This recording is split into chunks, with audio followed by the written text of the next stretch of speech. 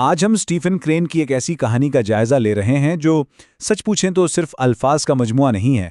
ये एक हकीकी जानलेवा तजुर्बे की अक्कासी है। दी ओपन बोट यह बका की एक ऐसी दास्तान है जो हमें फितरत की बेरहमी और इंसानी हिम्मत की बिल्कुल इंतहाओं तक ले जाती है। कहानी की शुरुआत ही मायूसी के गहरे एहसास से होती है। ये एक जुमला हमें सीधा उस खतरनाक सूरत हाल के बीच में ला खड़ा करता है। और यहाँ एक सवाल पैदा होता है ना कि जब उम्मीद ही ना हो तो इंसान आखिर लड़ता क्यों है। इस कहानी को जो चीज़ सबसे अलग बनाती है ना, वो ये है कि ये कोई अफसाना नहीं है, ये बिल्कुल हकीकत पर मबनी है। देखें, 1896 में खुद मुसन्निफ स्टीफन क्रेन फ्लोरिडा के साहिल पर एक जहाज़ के हादसे में बाल बाल बचे थे। तो ये कहानी जो है ये इसी जानलेवा तजुर्बे की पैदावार है। तो अब आइए मिलते हैं कहानी के असल विलन से, समंदर।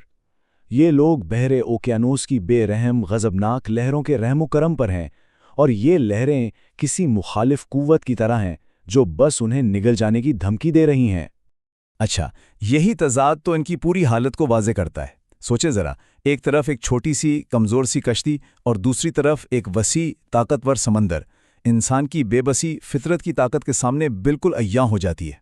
वैसे ये कहानी का मरकज़ी ख्याल भी है, जिसे नेचुरलिज़म कहते हैं, यानी एक ऐसी दुनिया जहां इंसान कायनात की बेहिस कुव्वतों के सामने बिल्कुल बेबस है। सिर्फ 15 सेंटीमीटर, जरा तसव्वुर करें, बस इतना सा फासला था बका और तबाही के दरमियान। कश्ती का सिर्फ इतना सा हिस्सा पानी से ऊपर था, और यही चीज इस खतरे को और भी ज्यादा ड्रामेटिक बना देती है जिसमें वो चारों घिरे हुए थे। क्रीन का ये मुवाजना कितना ताकतवर है ना। कश्ती में बैठना एक जंगली घोड़े पर बैठने जैसा था। इससे हमें उनकी मुसलसल थका देने वाली जिद्दोजहद का बिल्कुल ठीक अंदाजा होता है। मतलब हर लम्हा उन्हें कश्ती को डूबने से बचाने के लिए लड़ना पड़ रहा था, बिल्कुल ऐसे जैसे कोई एक बेकाबू जंगली घोड़े को संभालने की कोशिश कर रहा हो। सुकून का तो एक लम्हा भी नहीं था। तो ये लोग थे कौन जो इस जंगली घोड़े को काबू करने की कोशिश कर रहे थे? चलें अब इन 4 अफराद से मिलते हैं जिन्हें तकदीर ने इस छोटी सी कश्ती में एक साथ ला खड़ा किया था। यहां हर किरदार की अपनी एक खास जगह है। देखिए, सबसे पहले जख्मी कप्तान, जो जिस्मानी तौर पर कमजोर है लेकिन अपनी क़यादत नहीं छोड़ता। फिर है बावर्ची, जो अमली तौर पर कुछ कर नहीं सकता, बस बेबसी से देख रहा है। उसके बाद है बिल्ली मल्लाह, जो अपनी पूरी ताकत से कश्ती को संभाल रहा है। और आखिर में रिपोर्टर, जो चप्पू चलाने के साथ साथ इस पूरी आजमाइश के मतलब पर गौर कर रहा है। यानी ये 4 बिल्कुल मुख्तलिफ दुनियाओं का एक छोटी सी कश्ती में मिलाप है। यहां कहानी एक नया मोड़ लेती है। जब फितरत बेहिस हो और बचने की उम्मीद तकरीबन खत्म हो जाए तो इंसान आखिर किस चीज का सहारा लेता है। कहानी यहां जिस्मानी जिद्दोजहद से हटकर अपने गहरे तरीन मौजू की तरफ बढ़ती है, और वो मौजू है उन अजनबियों के दरमियान पैदा होने वाला एक अटूट रिश्ता। यही सच पूछें तो कहानी का दिल है। रिपोर्टर को यह एहसास होता है कि मौत के इतने करीब आकर जो दोस्ती बनी है ना, वही उसकी जिंदगी का सबसे कीमती तजर्बा है। तो अब यह सिर्फ बका की कहानी नहीं रही, बल्कि ये इंसानियत और एक दूसरे से जुड़ने की जो ताकत है उसकी कहानी बन गई है। और फिर ठीक उस वक्त जब लगता है कि बस सब कुछ खत्म होने वाला है, कहानी में एक नया मोड़ आता है। एक छोटी सी झलक, एक ऐसी झलक जो उनके डूबते हुए दिलों में उम्मीद का दिया जला देती है।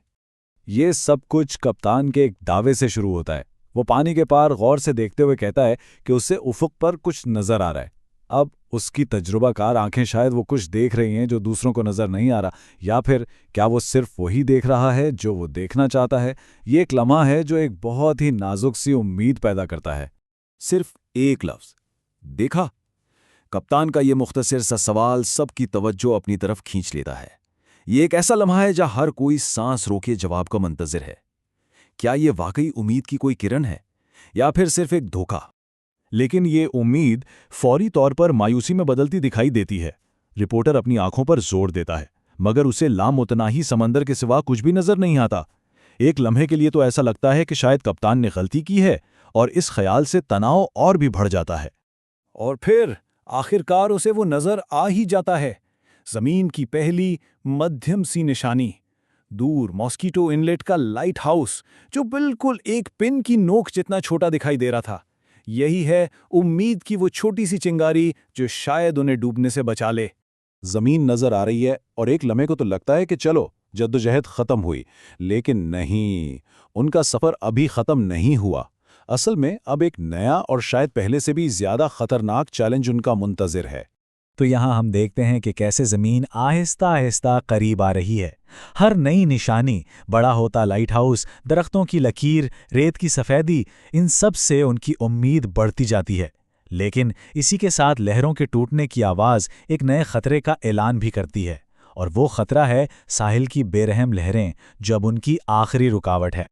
आखिरी जिद्दोजहद से ठीक पहले कहानी हमें इंसानियत का एक छोटा सा मगर बहुत ही गहरा लम्हा दिखाती है। रिपोर्टर को 4 खुश्क सिगार मिलते हैं और उस सब मिलकर उसे पीते हैं। ये सिर्फ एक वक्फा नहीं है, ये इनके भाईचारे की, इनके मुश्तरका तजुर्बे की और उस खतरनाक तूफान के बीच एक मुख्तसर से सुकून की अलामत है।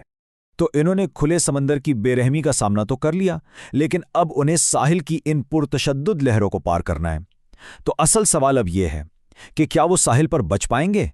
क्या उनकी इस लंबी जिद्दोजहद का खात्मा निजात पर होगा या तबाही पर?